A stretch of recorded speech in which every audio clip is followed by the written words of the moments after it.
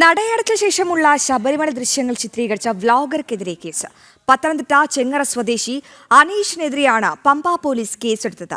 സംഭവത്തിൽ Sabarimala special commissioner Pamba പോലീസിനോടും വനം വകുപ്പിനോടും റിപ്പോർട്ട് തേടിയതിന് പിന്നാലെയാണ് നടപടി.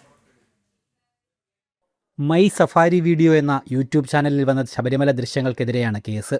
നട അടച്ചതിന് ശേഷമുള്ള ശബരിമല ദൃശ്യങ്ങൾ എന്ന പേരിലായിരുന്നു വീഡിയോ. പത്തനംതിട്ട ചെങ്ങറ സ്വദേശി അനീഷാണ് വീഡിയോ ചിത്രീകരിച്ച് പോസ്റ്റ് ചെയ്തത്. സംഭവത്തിൽ Sabarimala special commissioner R Jayakrishnan Pamba പോലീസിനോടും വനം വകുപ്പിനോടും റിപ്പോർട്ട് തേടിയിരുന്നു. നട അടച്ച ശേഷം ശബരിമലയിൽ അതിക്രമിച്ചു കടന്നാണോ വീഡിയോ ചിത്രീകരണം നടത്തിയത് എന്ന കാര്യത്തിൽ വ്യക്തത തേടിയായിരുന്നു സ്പെഷ്യൽ കമ്മീഷണറുടെ ഇടപെടൽ. ഇതിന് പിന്നാലെയാണ് അനീഷിനെതിരെ പമ്പ പോലീസ് കേസെടുത്തത്. ഏപ്രിൽ 24-നാണ് 10 മിനിറ്റ് ദൈർഘ്യമുള്ള വീഡിയോ അപ്ലോഡ് ചെയ്തത്.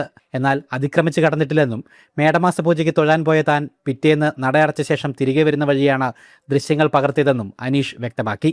അതീവ സുരക്ഷാ മേഖലയായ ശബരിമലയിൽ കോസ്റ്റ് ഗാർഡ് ഹെലികോപ്റ്റർ താഴ്ന്നു പറന്ന സംഭവത്തിൽ ജില്ലാ പോലീസ് മേധാവിയുടെ അന്വേഷണം നടക്കുന്നതിനിടെയാണ് പുതിയ കേസ്. ജനം, പത്തനംതിട്ട.